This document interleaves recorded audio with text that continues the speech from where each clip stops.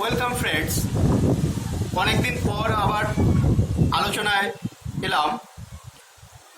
বিভিন্ন একটা ব্যক্তিগত কারণে অনেকদিন অ্যাবসেন্ট ছিলাম, আবার ভিডিও করা শুরু করলাম। আজ আমরা অষ্টাদশ শতকে বিভিন্ন আঞ্চলিক শক্তি, এই আঞ্চলিক শক্তির উত্থান নিয়ে আলোচনা করব। দেখো, অনেকেই জানো না অষ্টাদশ শতক মানে কোন সময়কালটাকে বলা হয়। 1701 থেকে 1800 পর্যন্ত এই 100 বছর অষ্টাদশ শতক। এখন আমরা জানি 1707 খ্রিস্টাব্দে শেষ শক্তিশালী মোগল সম্রাট আওরঙ্গজেব মারা যান। এখন আওরঙ্গজেব মারা গেলে মোগল শক্তি যখন দুর্বল হয়ে পড়ে, তখন চারিদিকে একটা বিশৃঙ্খলা তৈরি হয়। যে যেখানে পেরেছে স্বাধীন হওয়ার সূচনা করেছে এবং স্বাধীন হয়েছ, ঠিক আছে। তাহলে এই মোগল সম্রাটের মৃত্যুর পরে যে সমস্ত শক্তি স্বাধীন হয়েছে তাদেরকেই বলা হচ্ছে আঞ্চলিক শক্তি। এগুলো বাংলা, মহারাষ্ট্র, হায়দ্রাবাদ, অযোধ্যা, শিখ অর্থাৎ পাঞ্জাব। আমাদের এইগুলো সম্পর্কে আজকে আলোচনা করতে হবে। প্রথমে বাংলায় যিনি স্বাধীন নবাবী শাসনের সূচনা করেছেন তিনি হচ্ছেন মুর্শিদ কুলি খাঁ। দেখো, মুর্শিদ কুলি খাঁ কিন্তু একটা মুসলিম নাম, কিন্তু মুর্শিদ কুলি খাঁর জন্ম হয়েছে দক্ষিণ ভারতের ব্রাহ্মণ একটা পরিবারে। শৈশবকালে তাকে হাজি সাফি ইস্পাহানি নামে একজন মুসলিমের কাছে বিক্রি করে দেওয়া হয় এবং পরে তার নাম হয় মোহাম্মদ হাদি, ঠিক আছে। এই প্রভুর সান্নিধ্যে মুর্শিদ কুলি খাঁ বড় হয়ে ওঠে। প্রভু তাকে পুত্র স্নেহে লালন পালন করত এবং এই প্রভু একসময় পারস্যে গেছিলেন, তখন মুর্শিদ কুলি খাঁ তার সফর সঙ্গী হয়েছিলেন। পারস্যে প্রভুর সঙ্গে থাকার সময় তার পারসিক শিক্ষা, সংস্কৃতি, কালচার এই সমস্ত সম্পর্কে একটা অভিজ্ঞতা অর্জন হয়েছিল। পরে তার প্রভু দিল্লিতে একটা দেওয়ান পদে চাকরি নিয়েছিলেন। অর্থাৎ প্রভুর সান্নিধ্যে থাকার সঙ্গে সঙ্গে মুর্শিদ কুলি খাঁও দেওয়ান সংক্রান্ত কাজের অভিজ্ঞতা অর্জন করেছিলেন। ফলে তার এই দেওয়ানি কাজের অভিজ্ঞতা থাকার দরুন ঔরঙ্গজেব জীবিত অবস্থায় তাকে দক্ষিণ ভারতের হায়দ্রাবাদে দেওয়ান পদে নিযুক্ত করেছিল। সালটা ছিল 1696। সেখানে মুর্শিদ কুলি খাঁ ব্যাপক কৃতিত্ব দেখান, যার ফলস্বরূপ ঔরঙ্গজেব মুর্শিদ কুলি খাঁকে 1700 খ্রিস্টাব্দে বাংলার দেওয়ান পদে নিযুক্ত করে। এই বাংলার দেওয়ান পদ পেয়ে মুর্শিদ কুলি খাঁ ব্যাপক সাফল্য অর্জন করেন এবং প্রচুর অর্থ আওরঙ্গজেবকে দিয়ে সহায়তা করেন, যার ফলস্বরূপ আওরঙ্গজেব তাকে মুর্শিদ কুলি খাঁ উপাধি দেয়। কিন্তু মুর্শিদ কুলি খাঁর জীবনে একটা সমস্যা ছিল। বাংলার দেওয়ান হলেও তখন বাংলার সুবাদার ছিলেন আজিমুস শান, অর্থাৎ ঔরঙ্গজেবের পুত্র বাহাদুর শাহ তার পুত্র, অর্থাৎ সোজা কথায় বলতে গেলে ঔরঙ্গজেবের নাতি আজিমুস শান, তিনি ছিলেন সুবাদার। মোগল যুগে দুটো পদ, একটা সুবাদার আইন শৃঙ্খলা দেখভাল করবে, আর একজন হচ্ছে দেওয়ান, অর্থ বা রাজস্ব আদায় করবে। কেউ কারোর কিন্তু অধীন নয়, দুজনই মোগল শাসনের কাছে জবাবদিহি করবেন। যাই হোক, বাংলার সুবাদার আজিমুস শান ব্যাপক অর্থ তছরূপ করতেন। তখন অর্থ তছরূপ করলে কৃষকদের উপর তিনি রাজস্ব চাপাতেন। ফলে তার অর্থ তছরূপের হিসাব পেয়ে মুর্শিদ কুলি খাঁ তার প্রতি একটা কঠোর পদক্ষেপ নিতে শুরু করে, যার ফলস্বরূপ আজিমুস শানের সঙ্গে অর্থাৎ সুবাদারের সঙ্গে দেওয়ানের বিরোধ শুরু হয়। তখন মুর্শিদ কুলি খাঁ তার যে কাজে ইস্তফা দিতে চায়, কিন্তু তার উপরে বাদশাহ মোগল সম্রাটের ঔরঙ্গজেবের একটা পূর্ণ সমর্থন ছিল, যার ফলস্বরূপ তিনি বাদশাহর সমর্থন নিয়ে তিনি রাজধানী মুর্শিদাবাদ থেকে মকসুদাবাদে নিয়ে চলে আসেন মুর্শিদ কুলি খাঁ, এবং পরে তার নাম অনুসারে এই মকসুদাবাদের নাম হয় মুর্শিদাবাদ, ঠিক আছে। এরপর মুর্শিদ কুলি ঔরঙ্গজেব মারা যায়, বাহাদুর শাহ যখন মোগল সম্রাট হন তখন মুর্শিদ কুলি খাঁর আরও ভাগ্য বিপর্যয় হয়, কেননা বাহাদুর শাহের ছেলেই আজিমুস্তান বাংলার সুবাদার রয়েছে। ফলে এই সুবাদার পিতাকে রিপোর্ট করে যে মুর্শিদ কুলি খানকে বাংলা থেকে সরিয়ে দিতে, যার ফলে বাহাদুর শাহ মুর্শিদ কুলি খাঁকে কিছুদিনের জন্য বাইরে হায়দ্রাবাদে নিযুক্ত করেন। কিন্তু বাংলায় তখন একটা বিশৃঙ্খলা তৈরি হয়। তখন বাহাদুর শাহ নিজের ভুল বুঝতে পেরে তখন আবার মুর্শিদ কুলি খাঁকে বাংলার দেওয়ান পদে নিয়ে আসেন। বাহাদুর শাহের পরে জাহানদার শাহ তারপর ফারুক শিয়ার সিংহাসনে বসে মুর্শিদ কুলি খাঁকে 1713 সালে বাংলার নায়েব সুবাদার পদে নিযুক্ত করেন। এরপরে 1714 সালে মুর্শিদ কুলি খাঁ হায়দ্রাবাদের দেওয়ান পদেও তিনি নিযুক্ত হয়েছিলেন। সরি, হায়দ্রাবাদ নয়, উড়িষ্যার। ঠিক আছে, হায়দ্রাবাদের দেওয়ান তো হয়েছিল অনেক আগেই।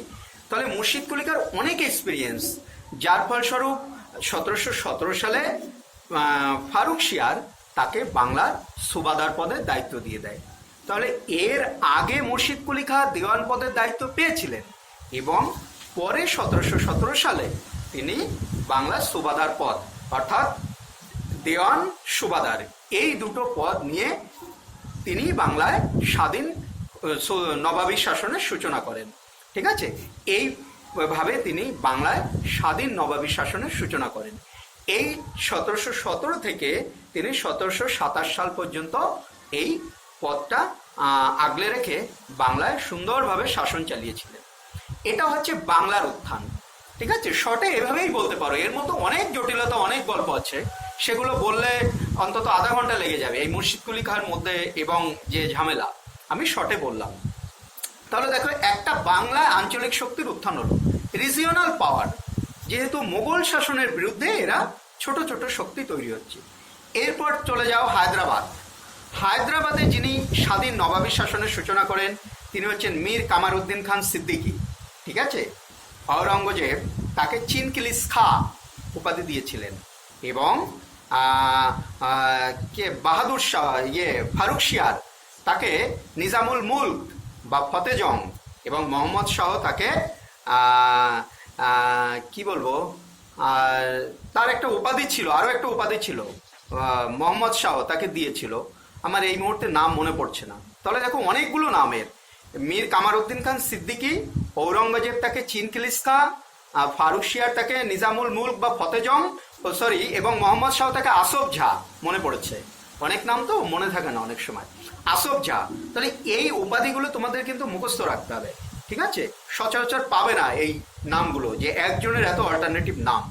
তাহলে এইভাবে তিনি ফারুক শিয়ারের সময় স্বাধীনতা ঘোষণা করার চেষ্টা করেন এবং মোহাম্মদ শাহ সিংহাসনে বসলে তাকে উজির পদে নিযুক্ত করেছিল। উজির হচ্ছে প্রধানমন্ত্রীকে যে সহায়তা করবে। সালটা ছিল 1722। এই সময় তিনি ব্যাপকভাবে সহায়তা করেন এবং উজির পদে তিনি নিযুক্ত হয়ে অনেক সংস্কারমূলক কাজ করেন এই নিজামুল মুলক। কিন্তু তার যারা বিরোধী ছিল তারা নবাবকে অর্থাৎ মোহাম্মদ শাহকে বোঝায় যে এই মীর কামারউদ্দিন খান সিদ্দিকী স্বাধীনতা ঘোষণা করার চেষ্টা করছে, অর্থাৎ মোগল শাসনকে মানতে চাইছে না। যার ফলে মোহাম্মদ শাহ এই নিজামুল মুলককে জব্দ করার জন্য মুবারিস খাঁ নামে একজনকে পাঠিয়েছিল। কিন্তু এই নিজামুল মুলক শকখেদা একটা যুদ্ধ আছে, এই যুদ্ধে ওই ইয়েকে পরাজিত করে দেয়, অর্থাৎ মোহাম্মদ শাহের যে যাকে পাঠিয়েছিল মোহাম্মদ শাহ এই নিজামুল মুলককে পরাজিত করার জন্য, মুবারিস খাঁ তাকে পরাজিত করে 1724 সালে তিনি স্বপদে বহাল হন। তিনি মোগলদের বিরুদ্ধে কখনো বিদ্রোহ ঘোষণা করেনি, স্বাধীনভাবে তিনি আঞ্চলিক শক্তি প্রতিষ্ঠা করেন। এখন এই সময় মোগল সাম্রাজ্যে এত বিশৃঙ্খলা তৈরি হয়েছিল, দুই ভ্রাতা ছিল ওই সৈয়দ ভ্রাতৃদ্বয়, তাদের অত্যাচারে মোহাম্মদ শাহ অতিষ্ঠ হয়ে ওঠেন। ফলে এই নিজামুল মুলক ওই সৈয়দ ভ্রাতৃদ্বয় হুসেন আলী এবং আবদুল্লাহ এদেরকে হত্যা করে তিনি মোটামুটি শান্তি শৃঙ্খলা প্রতিষ্ঠা করেন এবং দিল্লিতে এত বিশৃঙ্খলা তৈরি হয়েছিল তখন তিনি দিল্লি থেকে অনেক দূরে একটা নিরাপদ আশ্রয় খোঁজার চেষ্টা করেন এবং দাক্ষিণাত্যে হায়দ্রাবাদে তিনি চলে যান এবং সেখানেই তিনি নবাবী শাসন সূচনা করেন। সালটা অ্যাপ্রোপ্রিয়েট 1724। এইভাবে হায়দ্রাবাদে নবাবী শাসনের সূচনা হয়। এরপরে চলে যাও অযোধ্যা। এই যে পরপর তিনটে বলছি, এই তিনটেই ইম্পর্টেন্ট। অযোধ্যায় যিনি নবাবী শাসনের সূচনা করেন তিনি হচ্ছেন সাদাত খা বা বোরহানুল মুলক। হায়দ্রাবাদে মীর কামারউদ্দিন খান সিদ্দিকী বা চিনকিলিস খা, আর অযোধ্যায় সাদাত খা বা বুরহানুল মুলক তার উপাধি। ফারুক শিয়ার তাকে মোহাম্মদ শাহ তাকে বুরহানুল মুলক উপাধি দিয়েছিল। তিনি স্বাধীন নবাবী শাসনের সূচনা করেন, কিন্তু এই সময় আমাদের মাথায় রাখতে হবে খুব জটিল রাজনীতি এগুলো। মোহাম্মদ শাহের সময় পারস্যের সম্রাট নাদির শাহ ভারত আক্রমণ করেছিল। তখন মোহাম্মদ শাহের আহ্বানে বা আমন্ত্রণে সাড়া দিয়ে এই হায়দ্রাবাদে অযোধ্যা নবাব সাদাত খা তিনি করেছিলেন, অযোধ্যা নবাব সাদাত খা তিনি এই মোহাম্মদ শাহের সঙ্গে যুক্ত হয়ে নাদির শাহের বিরুদ্ধে যুদ্ধে লড়েছিলেন। যুদ্ধটার নাম ছিল কারনালের যুদ্ধ, কিন্তু সেই যুদ্ধে তিনি পরাজিত হয়ে তার মৃত্যু হয় 1739 সালে। সাদাত খার পর তার ছেলে সফদার জং সিংহাসনে বসেন এবং তারপরে যিনি সিংহাসনে বসেন অযোধ্যার, তিনি হচ্ছে বিখ্যাত নবাব অযোধ্যার নবাব সুজাউদ্দৌলা, যার নাম আমরা পরিচিত, এবং যিনি শেষ পর্যন্ত দিল্লির মুঘল সম্রাট শাহ আলমের সঙ্গে, মুঘল সম্রাট দ্বিতীয় শাহ আলমের সঙ্গে, তাই না, বক্সারের যুদ্ধে যোগ দিয়েছিলেন এবং পরাজিত হয়েছিলেন। পরে সন্ধি করে তিনি শান্তি স্থাপন করেছিলেন। এইভাবে কিন্তু তিনটি আঞ্চলিক রিজিওনাল পাওয়ার বলতে হবে। এছাড়া তোমরা যদি মহারাষ্ট্রে মারাঠায় চলে যাও, সেখানে দেখবে শিবাজির উত্থান হচ্ছে। তারপরে তুমি চলে যাও ঠিক ঔরঙ্গজেবের পরপরই শিবাজি, ঔরঙ্গজেবের জীবদ্দশায় উঠে এসেছিল শিবাজি, কিন্তু পরে আরো বিস্তার লাভ করে। তেমনি মহীশূরে চলে গেলে হায়দার আলীর উত্থান, টিপু সুলতান, ঠিক আছে, পাঞ্জাবে রঞ্জিত সিং উত্থান হয়েছে। এইভাবে কিন্তু আঞ্চলিক শক্তির একটা উত্থান হয়েছিল অষ্টাদশ শতকে, যেহেতু শক্তিশালী মুঘল সম্রাট ঔরঙ্গজেব মারা গেছেন, যার ফলস্বরূপ বিদ্রোহ হয়ে করে এই সমস্ত আঞ্চলিক শক্তির উত্থান। এটাই আজকের আলোচ্য বিষয়। খুব সুন্দর বিষয়। যদি ভালো লাগে একটু কমেন্ট করো, শেয়ার করো। আশা করি ভালো লাগবে। এত সুন্দরভাবে দেখবা সচরাচর কেউ বলতে পারবে না, খুব ডিপলি জানা না থাকলে এগুলো বলতে পারবে না। আর যদি কারোর কোনো টপিক আলোচনা থাকে আমাকে কমেন্ট করো, আশা করি আমি বলে দিতে পারবো যে টপিকই বলবেন। Good bye.